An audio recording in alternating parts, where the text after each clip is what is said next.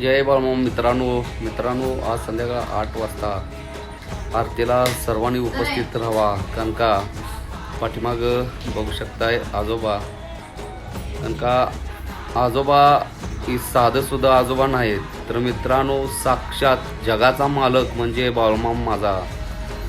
बाळमामाच्या मेंढीमाऊली सेवा, बाळमामाची सेवा करणारा एकमेव पाठीमाग एकमेव पण म्हणायचं नाही, अजून कितीतरी लोकांनी बाळमामासनी बघितलंय, पण हे आजोबांनी भरपूर सेवा केली मामाची.